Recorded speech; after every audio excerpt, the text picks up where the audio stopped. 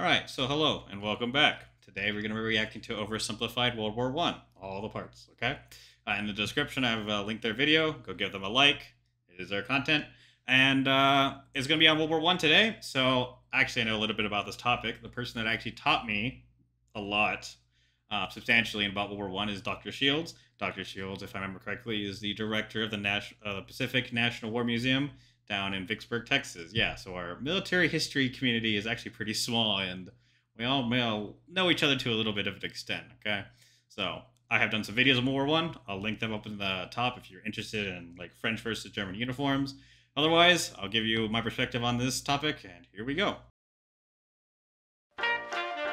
The world of 1914, a time of modern technology, culture, and fashion. Truly the height of civilization. Let's have a war. Everyone knew a big war was coming. France wanted some stuff back that Germany had taken from it.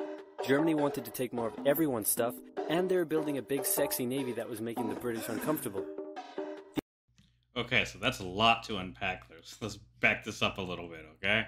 So, France wanted Alsace-Lorraine back, okay?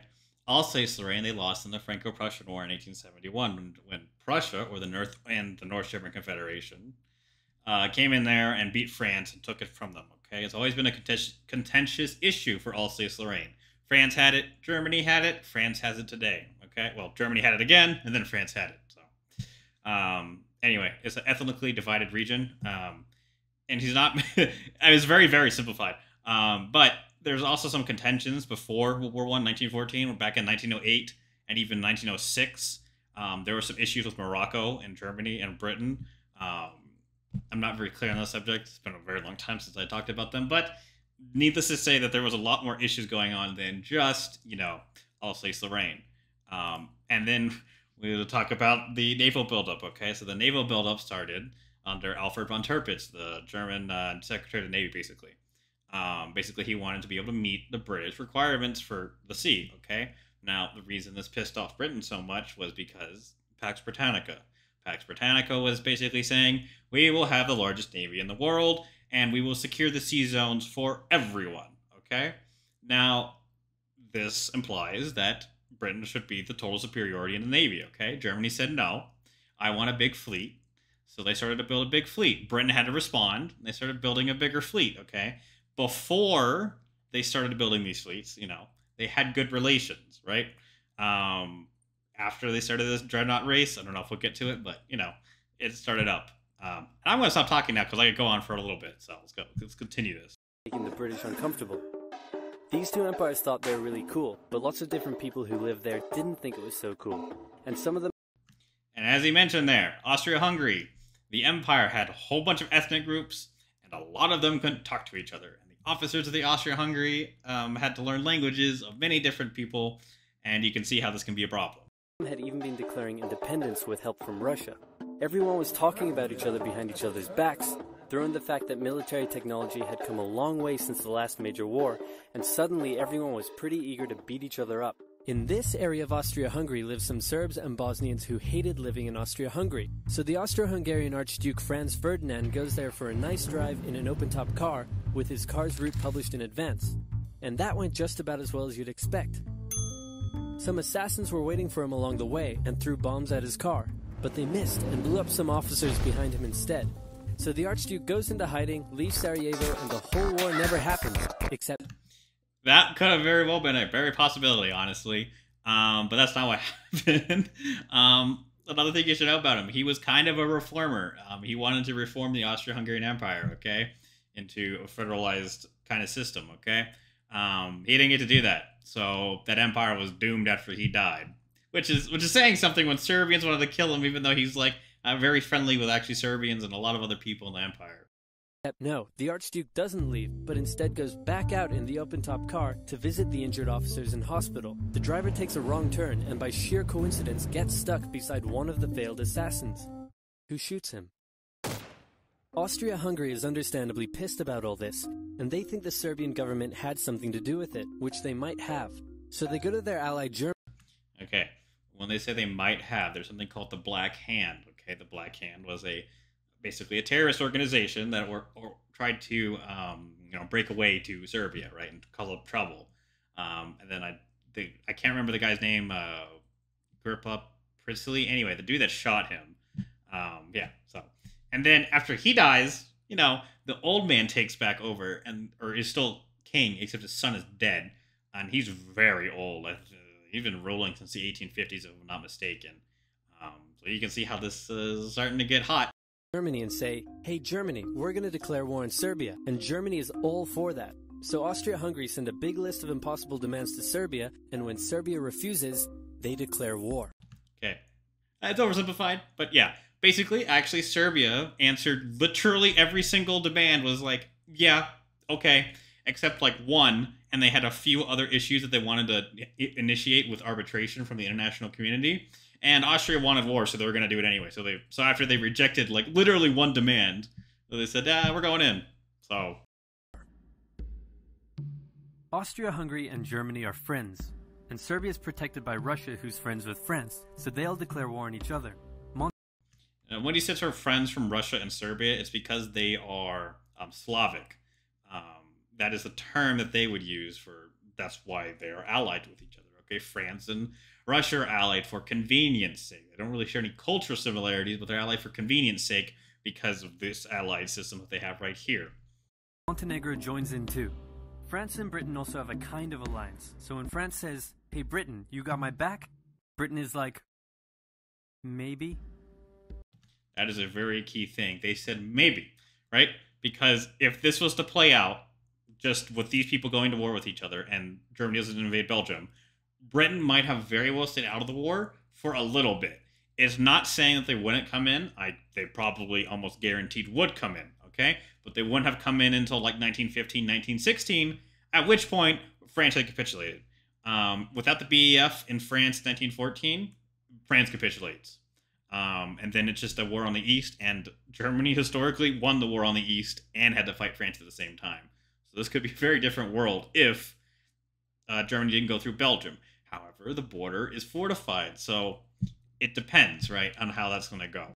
And then they decide to stay out of it, which is great for Germany, because Germany has a plan. They know that Russia is so big and clumsy that it will take them a while to get ready for war. So with this guy in charge, Germany will send all its troops into France at lightning speed while Russia's getting ready, defeat France, then move all the troops to Russia and defeat Russia, and then we all speak German and eat Pfefferpottast every day. Just one problem. France has loads of forts and defenses along its German border, and Germany can't waste any time fighting them, so Germany decides to go around them, through Belgium. This is very important. Those fortifications there are basically, for all intents and purposes, the Maginot Line, except for World War One. What did the Maginot Line do? It deterred an attack on that sector. It did its job.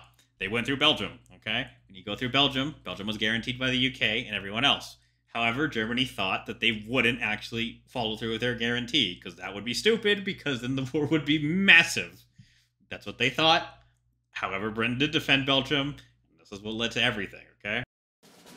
Belgium is neutral, but Germany wants to march 750,000 troops through it to get around France's defenses. They're hoping Belgium will just kind of sit down and shut up, but they don't. They fight back. And this is very important. Germany thought Belgium would not fight back, okay?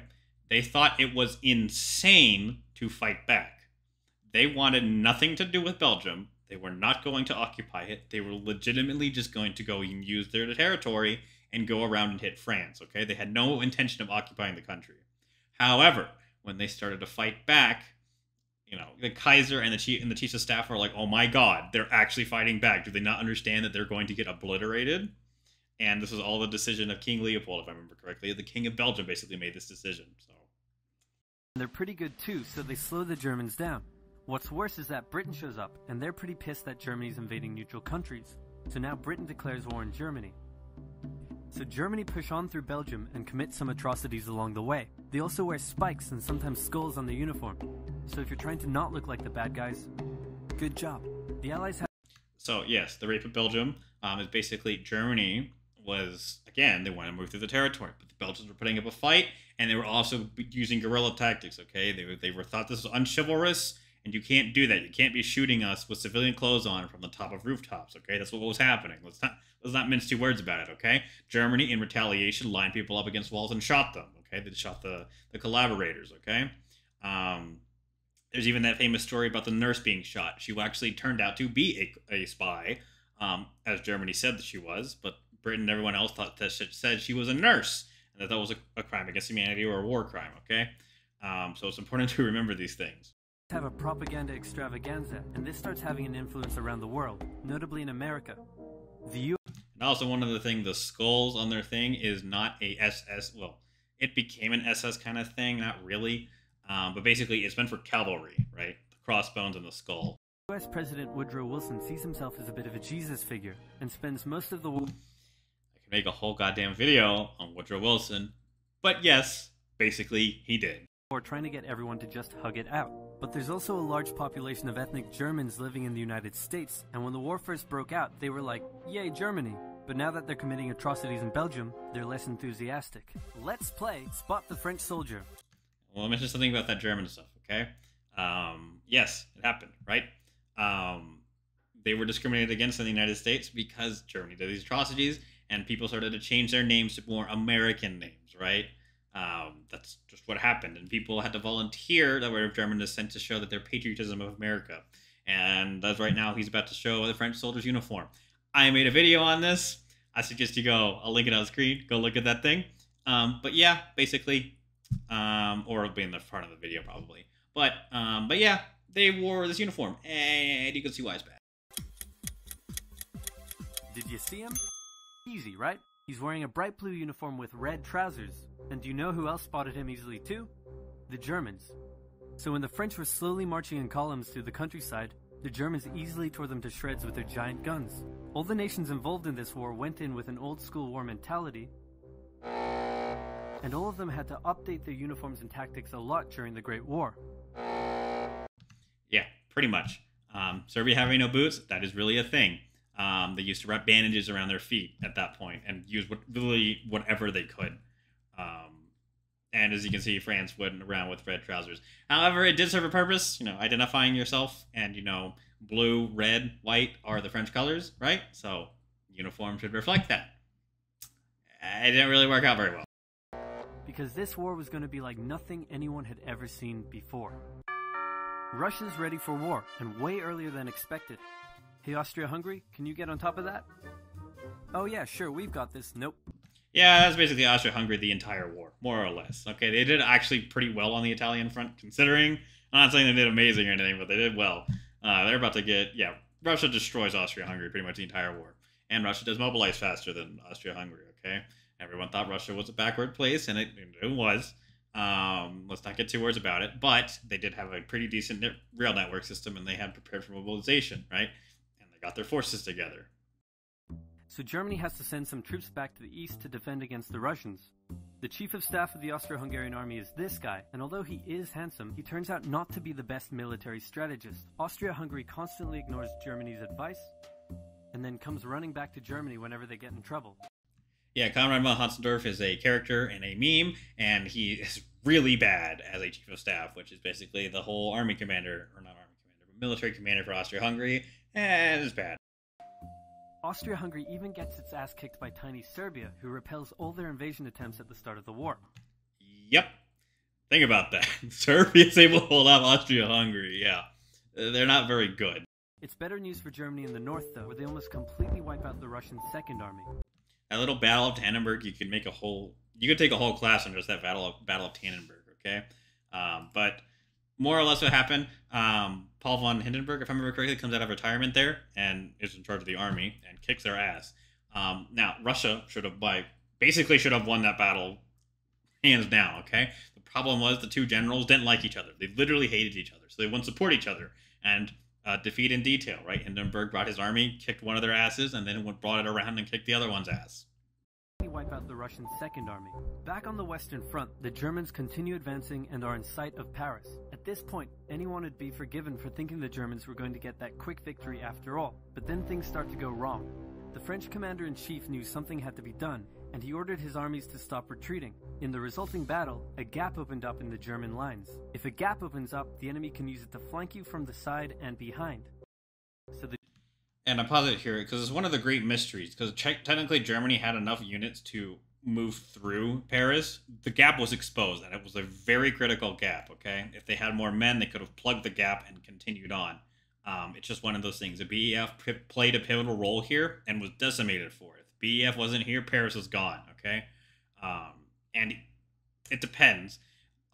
There is some there was some little play here, but Germany could have gotten around Paris. I'm not saying they would have France would have surrendered or anything, but it was possible. But that gap was massive. And also another thing is, if Germany didn't reorganize their lines and they did try to go for Paris, France could have punched through the line and encircled an entire army corps, basically. The German armies have to retreat. The Allies launch a counterattack, so the Germans dig into defensive positions. The Allies do the same. Then both sides move north, trying to outflank each other along the way. When they reach the sea, they're in a stalemate with trench systems running the whole way from the coast to Switzerland.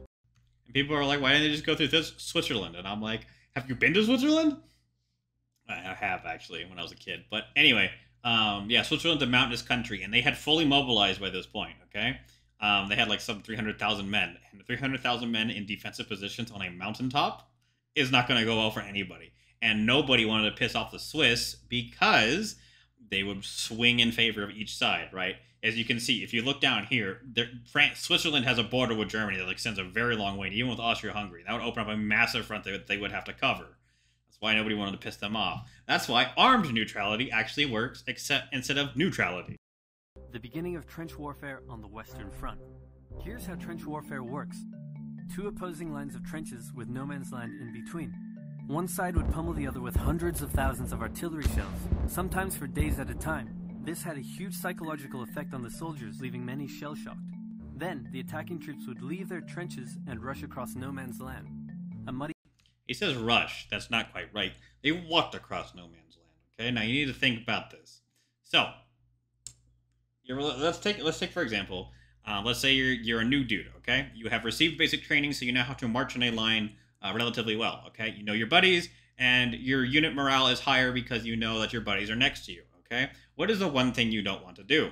You don't want to be separated. Why? Because there are no radios, and the only thing you can use is hand signals and pigeons, okay? So you must walk into the enemy lines because you need to be able to see your lieutenants and your captains, right? And remember, before World War I, the smallest tactical unit was an entire company, okay, which was 128 men or higher.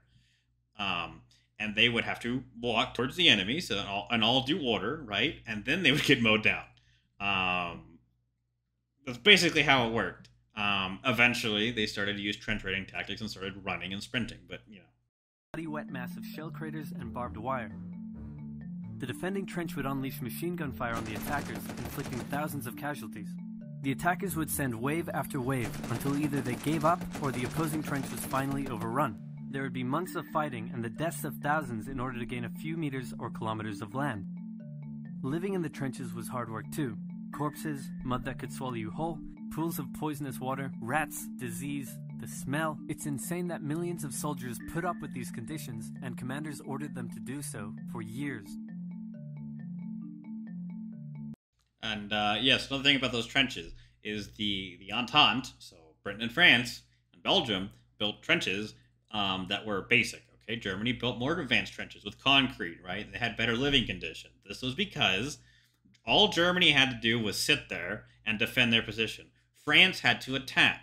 The mentality was that these trenches are going to be temporary for France and Britain, right, and Belgium, that they are going to be temporary and you don't need to live there for long because we're going to take their trenches, right? That's why they were bad. Basically, they were really bad.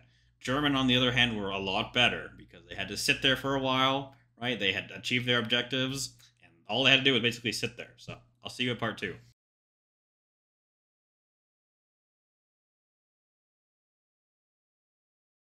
Okay, so part 2, and let's get this bread. With both sides stuck in a hard stalemate, they knew this war wasn't going to be about taking territory, but about simply wearing each other down. The Allies had plenty of men to expend from its overseas dominions, and the British also started a naval blockade, so Germany couldn't import stuff, like food. Neither side really wanted a long, grueling war, though, so they both thought of ways to break the deadlock on the Western Front. Idea number 1, new... So he mentions that naval blockade, okay? That blockade is very important. That blockade is what basically brought Germany... Well, that and a whole bunch of other stuff, but the main factor was that blockade, okay? That blockade had a massive impact, not only on this war, but also the Second World War, okay? This had a massive impact on, well, Adolf Hitler, Hermann Goering, a lot of the guys that were in charge of World War II. And the reason was because eventually Germany surrenders in World War One because they revolt. Literally everyone basically just revolts because they're starving to death because they don't have enough food. So Germany in World War II made it a priority to feed its population with everything, right? Even in Germany, World War II, even though like all their conquered territories, they would immediately ship food back, right? And they would produce more food over more weapons, right, to keep the population happy because it's what they thought lost in the First World War, which we'll probably see with the mutinies that happened. Eastern Front. Idea number 1, new frontiers. When the war first broke out, Australia was quick to take German New Guinea. The Allies also quickly jumped on Germany's colonies in Africa, and particularly in German East Africa, locals were enlisted as soldiers and carriers by both sides, leading to a tragic loss of life for the native Africans. Some new combatants entered the war as well. The Allies' new friends were Italy and Japan. Okay, so I'm going to back up to this African, okay? So, we know Paul von Lettow-Vorbeck. He's that dude with the cowboy hat, basically. He's a German dude, okay? He played Ring Around the Rosie with basically every... the French, the British, and anyone else who was fighting here, right? And he held on, basically, until the war ended. And when the war ended, he finally gave up, okay? He beat the British back in the early days for a variety of reasons, but basically because gentlemen's war and he didn't play by that rule. And he played a guerrilla war. I won't say that it was entirely effective, right? Because what happened? They took the colony. I mean, they did their job. He was basically fighting a guerrilla war the entire time. He was able to keep his army together, quote unquote. And by together, I mean, think of like a few guys with rifles, a whole bunch of porters, and raiding and burning villages to the ground. Okay, I mean, that's basically what they did for 4 years. And another, this is a little side story. So apparently the German government, like the 80s, went back here and so into their other colonies that fought, right? To give some of the locals that had fought, right? The local troops that Germany used, like, some money for reparations, like, because they said they would give them money or whatever. Because that's what Paul von Lettow-Vorbeck actually promised them, that he would, do and give them reparations for whatever. So, fun story. They go back there and they can't, because the people show up and they're like, well, we don't really know if you're actually a part of the unit, right? Because Paul von Lettow-Vorbeck gave them a piece of paper in 1918 and said, hey, I owe you, right? This is the 80s, and like 80s or 70s, right? And this paper in Africa doesn't last that long, right? So they came up with an ingenious idea, right? It's like, what do you know from that you will never forget, right? They're like, okay, well, we give them a broom, right? And we're like, I need you to perform the German manual of arms, right? Basically, that's the port arms, right shoulder, left shoulder, and it's all a specific way, right? Each country does it differently, right? And they all did it perfect. All the African guys that fought, right, that were old at this point, perfectly did it 100% with a broom, right? That's how they knew they were the guys, right? You don't just pick that up. I can tell you that from my JRTC experience, that once you're on rifle and you know it, like even now I could do it with an M1903 Springfield. I never forgot how to do it. Yeah, so just one of the interesting things. Soldiers and carriers by both sides, leading to a tragic loss of life for the native Africans. Some new combatants entered the war as well. The Allies' new friends were Italy and Japan. Japan was busy building itself an empire, so it was more than happy to take away German islands and colonies in East Asia. Okay, I want to back it up a little bit. So, as you can see, this is going to set the stage for World War II. You can see that Japan is going to take all of these colonies. They're going to expand massively from World War I. They basically paid no blood price. They paid a material price. They basically gave a whole bunch of rifles to Russia, right? Arasakas. They had thousands of them. It's the second most common rifle the Russians used. And Japan gained a whole bunch of colonies out of this, right? All the Marianas and everything, right? From Germany. And it was a very beneficial deal for Japan, but the peace conference, Japan wanted more, and there's a whole bunch of issues that happened, but yeah.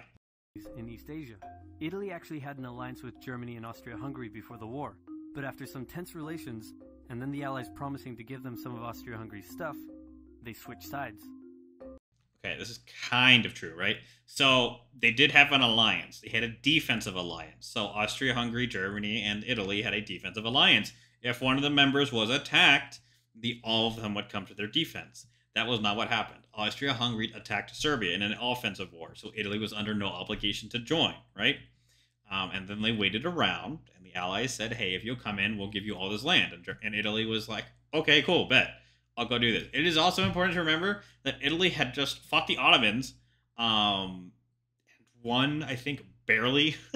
One is a general term, in Libya, right? Before this. And the Ottoman had been fighting another war, the First Balkan War, right? Well before this, in like 1904, if I remember correctly. And then the war in Libya was in 1908. So Italy had actually been fighting beforehand, and trench warfare had been a thing. And all of the elements that would be in World War One were a thing. Did Italy learn from that? No, not really. Italy opened up a front in the mountains here, but like everyone else, they were stuck in stalemate for most of the war. The central power... Yeah, the 17th Battle of the Isonzo River basically is all you really need to know about how Italy did its job in the war, basically. Power's new friend was a struggling empire in the Middle East. The Ottomans... The Ottoman were divided on whether to actually join the war or not, since they had been exhausted by the recent Balkan Wars. Some of the politicians who did want to join went off on their own and fired some shells at Russia, and then came back and said, whoops, looks like we're at war now. Now, if you're interested in what they're wearing on their head, it's called a fez. All Muslim men wore the fez back in the day. Now, you don't see them wearing this anymore, and there's a variety of reasons why they don't do that, but one of them is Ataturk, okay, because he banned it, basically. He did a whole bunch of other things they get into, but basically this is a fez, if you've never seen it. And this means that they are Muslim. The Ottoman entry into the war was of particular concern to the British, since the Middle East was... I should also mention that that's not technically true, because like if I remember correctly, some other people in the Ottoman Empire also wore a fez. Not just Muslims, but it was a traditionally Muslim thing. Full of oil, and Britain wanted all of that oil. First, the Ottomans tried to attack Russia in the Caucasus Mountains, but they weren't prepared for the cold, and many of them froze to death. Then they crossed... Also, a typhus outbreak happened there, and a whole bunch of them died too, on top of that. ...miles of desert to take the Suez Canal from the British, but that failed too. Then the Allies tried to take the Dardanelles at Gallipoli in a long and hard trench warfare campaign, but that also failed. And that is one of the what-ifs that could have actually... They could have very... I won't say very easily. They definitely could have taken Constantinople. There was a variety of reasons for why it failed. One of them was landing where they did. There were different landing points, but oversimplifying, but yeah, this was a plan to knock out the war, and Britain cucked it up.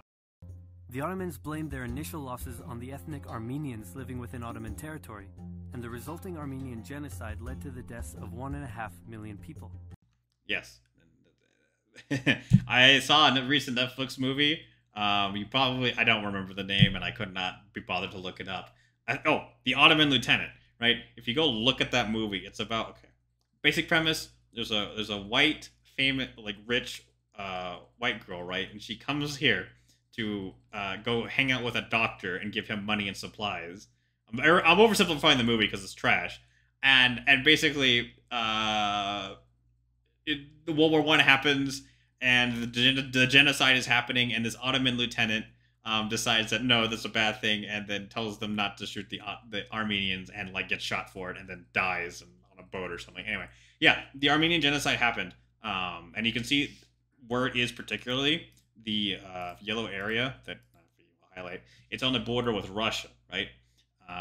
This is a problem, and they thought, right? Basically, it was just an excuse to do it anyway. So it does happen, and nobody really talks about it either. Territory, and the resulting Armenian genocide led to the deaths of 1.5 million people. Then the Germans sent spies into Afghanistan to try to convince the Arab tribes there to rise up in jihad against the British and attack India. The German mission to Afghanistan. I can already know where he's going with this. They didn't do their job very well. That plan failed, partly because the spies got bored, brewed their own alcohol, and got drunk, which is a bad thing to do in Afghanistan. You can't drink in a Muslim country, so yeah. These new frontiers hadn't done much to change the war. Aware that the Allies had more men and supplies than them, the Germans knew they had to do something to break the stalemate.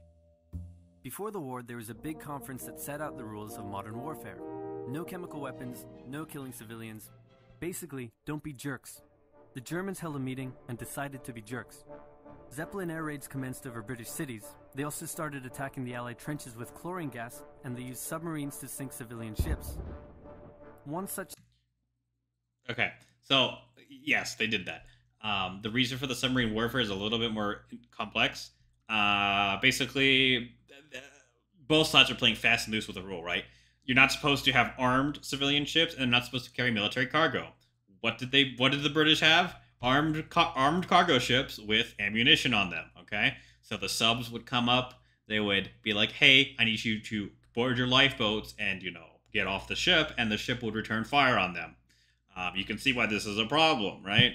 And then you can also see that if they're getting supplies from civilian ships that are bringing stuff in, right, and they're flying under a neutral flag and they're bringing hundreds of rounds of ammunition, like thousands of rounds of ammunition to Britain, it's a problem. They're not exactly obeying their own treaty, right? So, yeah, basically that. Civilian ship was the Lusitania, which had 159 Americans on board when it was sunk, further swaying US opinion against the Germans. Not to be completely unfair to the Germans, the Allies also engaged in chemical warfare soon after, and they had been hiding anti-submarine weapons on their civilian ships, which let the Germans justify their attacks. Meanwhile, Austria-Hungary still hadn't dealt with Serbia, so the Central Powers enlisted some help. Bulgaria wished it was bigger and was still bitter about losing the Second Balkan War. Yes, they were. So the Second Balkan War was basically Bulgaria started it, and they didn't have to. Bulgaria, after the First Balkan War, they could have stopped. Okay, they really could have stopped. They were massive compared to, because that's basically when everyone broke out and was like, "Hey, stop the Ottomans," right? If I remember correctly, and hopefully I remember it correctly. And the Second Balkan War is Serbia, Greece, and Romania, if I remember correctly, ganging up on Bulgaria because Bulgaria attacked one of them, right? So the Central Powers promised to make all of Bulgaria's wildest dreams come true if they helped, so they signed on, and together they knocked out Serbia. The Serbian troops retreated through Albania, which was neutral but had some ties to Austria-Hungary. So Austria-Hungary entered Albania in a friendly invasion to chase down the Serbians, many of whom escaped by sea. It's 1916, and a lot is happening. As if they didn't have enough enemies already, Germany added one more to the list. Portugal had been getting a bit chummy with the Allies behind the scenes, and Germany didn't like that one bit. Around the same time, the only sea battle of the war happened. Both sides had a new powerful class of battleships called dreadnoughts, but they were so expensive to build that neither side wanted to risk losing them in a battle, so they kept them in port, except for one time when they had a big fight and a bunch of them got damaged, so they didn't try that again. I can make a whole video on the Battle of Jutland, okay? Let's be honest here. The Battle of Jutland is the one time battleships went against battleships in a massive, battle line, okay? It's the only time it really happened. In World War II, of course, battleships fought battleships, right? In very minor engagements. We're talking hundreds of ships in this battle, right? And 10, 20, 30, 40 dreadnoughts, okay? And then pre-dreadnoughts if you add that on top of that, okay? Basically, breakdown. I'm going to very oversimplify this, but basically, Germany was trying to fight a piecemeal battle, defeat in detail, of the British. They wanted to intercept the battlecruiser squadron, destroy it, and then run away from the Grand Fleet, because the Grand Fleet was basically Britain, and Britain had basically double the amount of ships Germany had, okay? What happened? Britain sent their battlecruisers in. Germany engaged them. Germany landed a few shots on the battlecruisers, and the magazines completely detonated. And when a magazine detonates on a ship, there are 2 to 3 survivors. And that's exactly what happened. And it happened a couple times, right, for Britain. So they lost a lot of actual ships, like dreadnoughts and battlecruisers, right? I don't think they lost a dreadnought. They might have. But they definitely lost battlecruisers. And Germany pulled out. Their ships were damaged, but they weren't sunk. Some of them were sunk, but the majority of them got back to port damaged. And they basically weren't used again for the rest of the war. I mean, they were in minor engagements, right? But there's no big fleet engagement again. And a bunch of them got damaged, so they didn't try that again. The UK started conscripting men to the army, so they had plenty of reserves, which is just as well because the Western Front was about to get brutal. The longest and one of the bloodiest battles of the war started when the Germans launched an attack around the French city of Verdun. The French defended it desperately, leading to hundreds of thousands of casualties. Under pressure, the French called on its allies to do something to draw the Germans' attention away, so the British started their own long and brutal fight, the Battle of the Somme, with 60,000 British casualties on just the first day. It was also here that the British first used one crazy brand new piece of sci-fi technology. Okay, so I'm going to back it up a little bit. Battle of Verdun, right? Battle of Verdun. Battle of Verdun was Germany's attempt to bleed France dry, right? Bleed them white. Basically, they attacked an important city or important sector that France had to absolutely defend. Okay, when they did this, Germany thought that they would be able to kill an exponential amount of Frenchmen per German casualty. Okay, that's not what happened. Germany took a little bit less casualties than the French, but it was astounding. We're talking hundreds of thousands of people died here or took casualties here, right? And the entire French army basically fought here. France was able to rotate units in and out. Germany just kept reinforcing a unit or two that were fighting in this sector, right? So German units were like 300% casualty rate, which means the whole unit died 3 times over, right? Whereas France rotated basically everyone in here. I don't know if we'll talk about this, but this is one of the things that's going to lead to the French mutiny later in the war, okay? And then the Battle of the Somme. The Battle of the Somme is basically what it is, right? It is to get the attention away from Verdun because they need attention to draw off, right? Because so they ask Britain. Britain does their job and they attack. They attack with conscripts. These conscripts all knew each other because they all went to the same school. So imagine if you and your high school class all joined together and you all knew each other and you saw all of them die in literally minutes. That's basically the Palace Battalion, right? And basically what happened. And it is the first time the British used tanks. They didn't use them very well because they didn't know what they were doing because, they never had an idea of what they were doing because this is brand new stuff, right? So they were there. Germany was like, cool. They were terrified at first, and then they figured out that if you just fire an artillery gun at these things, they blow up. And it became a nuisance, really, until later in the war, obviously. The Russians had been getting pushed back further and further into their own territory, but in response to the French call for help, they began a huge offensive, and did really well until they ran out of supplies and got stuck. Seeing how well the Russians had been doing, Romania decided now would be a great time to jump in and win the war. Not really. So what happened there? The Versailles offensive. This really could have been the turning point. Could have knocked Austria-Hungary out of the war completely. And I'll tell you, this is like one of those like what if scenarios. And the only thing the what if scenario has to do is basically have 2 generals actually do their goddamn job. So Brusilov was a really good Russian general, right? He was the commander in the south, and he collapsed the Austrian-Hungarian lines, right? Completely broke them. There was nothing stopping them, right? Germany had to pull reinforcements from these 2 northern sectors to plug the south sector, okay? Now, the plan was Brusilov ordered these 2, army groups to attack, their generals to basically attack and hold them down, to pin them down. That's all he needed them to do was pin them down, right? They didn't do that. They didn't pin them down. They advanced, met little resistance, right? And then basically stopped. If they had pinned these German units up here, nothing could have stopped the Brusilov offensive from going in, okay? And then when he says that Romania joined in, that's not really true. So what happened here was the Brusilov offensive failed. At this point, Romania now comes in, right? Again, another thing that could have swayed this completely is if Brusilov's offensive, right, during the offensive, if Romania joined during the offensive, it was over. That's not what happened, though. Brusilov offensive failed. Romania then joins. Germany pulls reinforcements from their northern sectors that are not being attacked and sweeps Romania. It's one of those what-if scenarios that is very, very, very plausible that they could have knocked Austria-Hungary out of the war. I don't know about Germany, but they would definitely knock Austria-Hungary out of the war. So it's one of those things. Time to jump in and win the war. And then they got pounded. The Greeks were fighting amongst themselves about whether to join the war or not.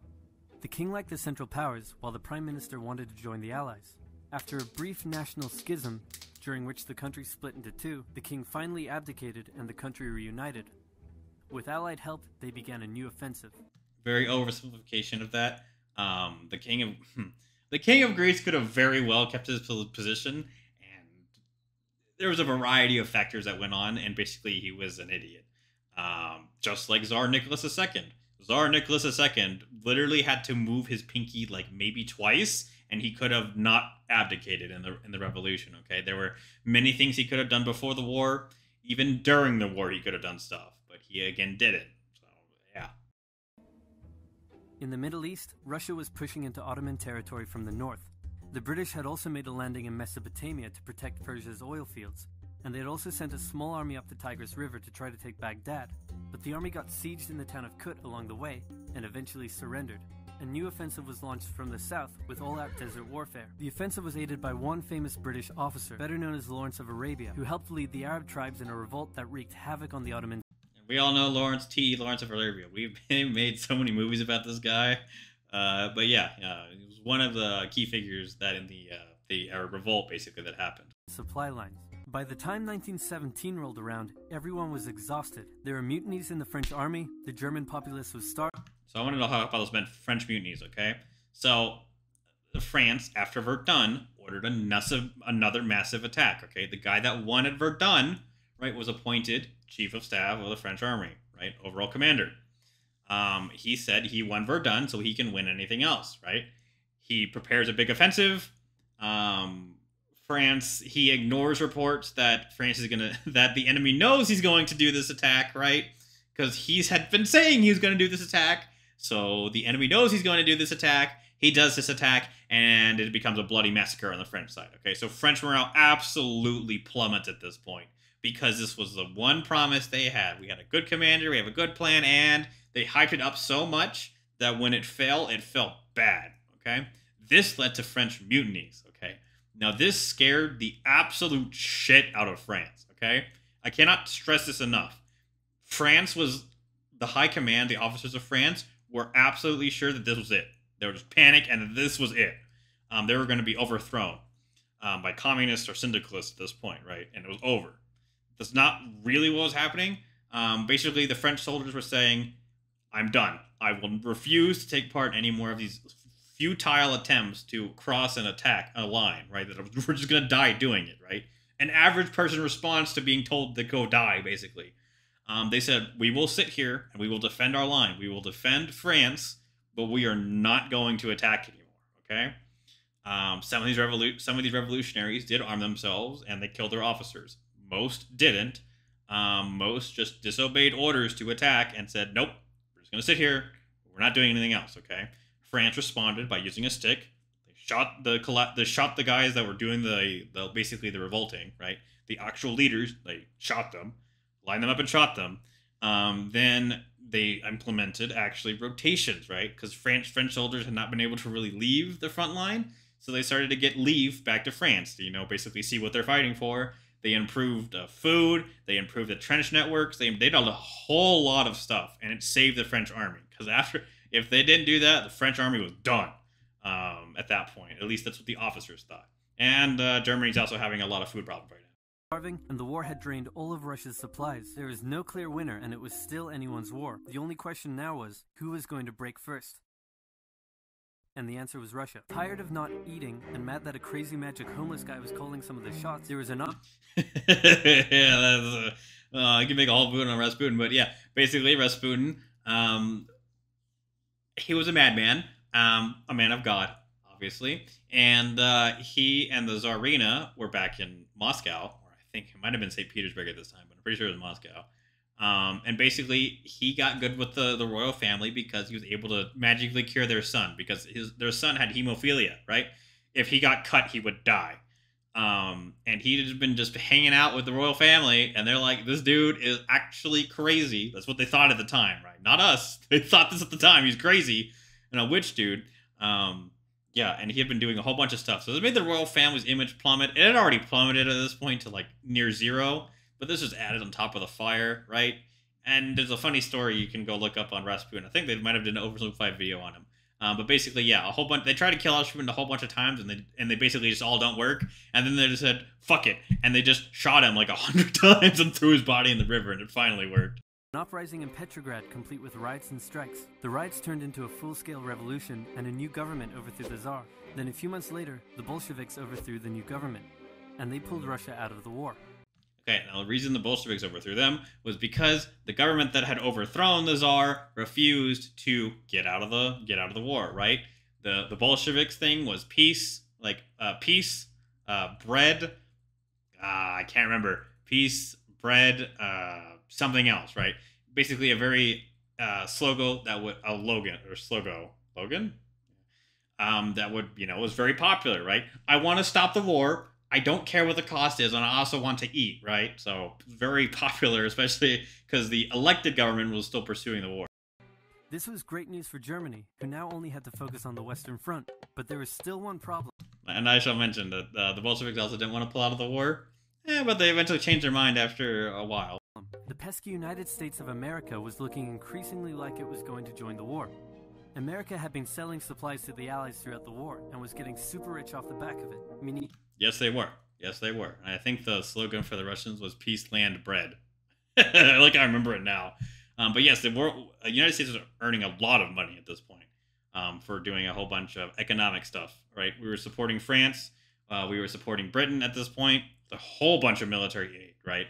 And I don't know if we'll talk about this, but by the time the United States comes in the war in 1917, we basically had to use all French equipment. And the reason was because all of our tooling had been used to basically build stuff for France, and we couldn't retool it in time, so we're just like, nah, fuck it, we'll just use their equipment, basically. it was in fantastic shape and was dangerous to the Germans. So Germany sent a telegram to Mexico saying, wouldn't it be crazy cool if you guys attacked America? But the British intercepted the message, showed it to the Americans, and that was the final straw. Yes, the Zimmerman telegram basically says, hey, Mexico, you can become the Mexican Empire again if you attack, and we'll help. I don't know how Germany thought that was a good idea, but yeah, they did. And it pissed the U.S. off enough to finally go to war. American troops began shipping out to Europe. This was terrible news for Germany, and they knew their only hope now was to force France and the UK to surrender before the fresh American troops arrived. It was now or never, so they started So Paul von Hindenburg and Erich Ludendorff, right? This was the final battle, 1918. They were going to use stormtroopers. They're going to use everything. They were going to try to knock them out of the war before the Americans got there, because they knew once the Americans got there, it was over. It was just straight over at that point. So the Kaiserschlacht, or the Kaiser's offensive, was the last offensive. One final attack. They converged their troops and hit hard at the Somme and pushed the Allies back. They hit a second time further north, then again and again. With each hit, the Germans were spending more and more resources, while the Allies were getting better and better at repelling their attacks. By the fifth punch, the Allies held the line and even pushed back. With American troops now arriving in larger numbers, the Allies launched a counterattack, and that was it. After the Kaiserschlacht, it was over. Everyone knew it. Yeah, Erich Ludendorff, Hindenburg, they all knew it was over at that point. They were just trying to get a peace. They were just trying to make it as bloody so they could get a peace where Germany would have to lose as little land as possible. That was all they were trying to do at this point. The Central Powers were being pushed back on all fronts. Bulgaria collapsed first, followed by the Ottoman Empire, then Austria-Hungary, and finally on November 11th, 1918, at 11 o'clock, Germany surrendered. At the peace treaty, Germany was forced to reduce its military, accept war guilt, and pay the bill for the war. Okay, so let's pack this up a little bit. So, the Treaty of Versailles. So, okay, we'll start with the 11-11-11. Okay, so yes, that was a thing. 11 a.m. on the 11th day, on the 11th month, the war shall end, okay? They had signed the damn thing, I think at 5 a.m. or 4 a.m. in the morning, okay? And that could have been it. Nobody else had to die at that point. But the Allies wanted to keep getting more land and continue with the offensive, right? They also needed to technically relay these orders. All I'm saying is they could have stopped the damn war and a whole bunch of people would not have had to die. But hey, that's officers and aristocrats for you, so. And then, yes, the Treaty of Versailles, right? Germany calms down. Germany should be ashamed. German dishes are out of the moolah, okay? Very complicated Treaty of Versailles, but basically the problem wasn't the fact that Germany had lost land and all of them had to be disarmed, okay? It was the fact that they had to be blamed for starting the war. That's what really pissed off a lot of Germans, right? Because it wasn't their fault. Austria-Hungary started the war and Germany joined them, right? Now, you can debate whether or not Germany attacked someone first or declared war, because they declared war on France pretty close to Serbia, right? But that's what the Allies said, and that pissed an entire generation off, to the point of, World War II, basically. So, yeah. After indescribable suffering and millions dead, the world learned... And this is a key point. 17 million dead, 20 million wounded. There was a lot less people back then. France suffered an extraordinary amount of people that were casualties, maimed, war, dead, right? It's a very high percentage of their population. Serbia, even larger. I think it was 1/3 of their population was dead, or from at least a casualty, probably a casualty. And the difference there is one is dead and one is just wounded, right? Depending on the severity of the wound. But basically, France had a whole generation of full employment. And that might sound great to everyone, but that's actually not. Full employment for everyone means that there is not enough there's not enough people to fill all of the jobs. There are more jobs than there are people, right? that means wages go up, right? You might all think this is great, but it's really not, because the workers were now so valuable, right, that they did not want to serve in the army because the army was piss poor, basically. Why would you serve in the army? So they needed conscripts, right?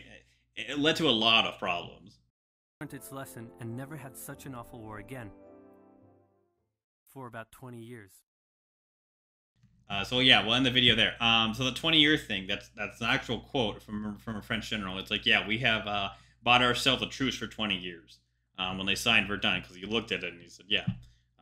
So yeah, that's basically World War One oversimplified. I hope you guys like that stuff. Enjoyed my reaction to it, I guess. Leave some stuff down below that you would like me to react to. Otherwise, I will see you people next time.